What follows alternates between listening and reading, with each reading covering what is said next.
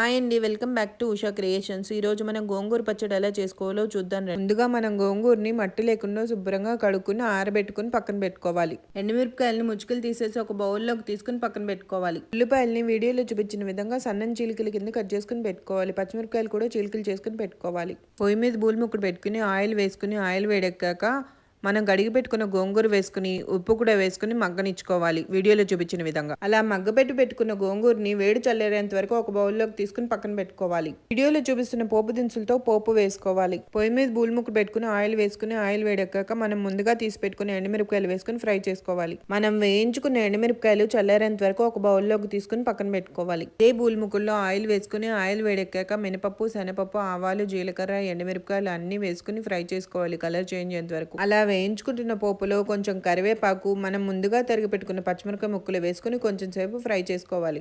అలా ఫ్రై అవుతున్న పోపులో మనం ముందుగా తరిగి పెట్టుకున్న ఉల్లిపాయ ముక్కలు కూడా వేసుకుని కొంచెం సేపు మగ్గేంత వరకు ఫ్రై చేసుకోవాలి.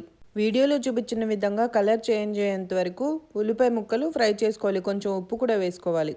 ఒక మిక్సీ జార్ తీసుకుని మనం ముందుగా వేయించి పెట్టుకున్న ఎండుమిరపకాయలు అందులో వేసుకుని వీడియోలో చూపించిన విధంగా మిక్సీ పట్టి పెట్టుకోవాలి. గోంగూర పచ్చడి అందరికీ తెలిసి ఉండొచ్చు, కానీ తెలియని వాళ్ళ కోసం చేసి చూపిస్తున్నానండి. కొంచెం కారం తక్కువ వేసుకుంటే చిన్నపిల్లలు, పెద్దవాళ్ళు అందరూ తినొచ్చండి ఈ గోంగూర పచ్చడి. అలా మిక్సీ పట్టి పెట్టుకున్న మిశ్రమంలో మనం ముందుగా మగ్గపెట్టి పెట్టుకున్న గోంగూర కూడా వేసుకుని మెత్తగా మిక్సీ పట్టి పెట్టుకోవాలి. అలా మనం మిక్సీ పట్టి పెట్టుకున్న మిశ్రమాన్ని మనం ముందుగా ఫ్రై చేసి పెట్టుకున్న ఉల్లిపాయ ముక్కల్లో వేసుకుని కలుపుకుని బాగా కలిసేంత వరకు కలుపుకుని బౌల్లోకి తీసుకుని సర్వ్ చేసుకుని తినేయడమేనండి.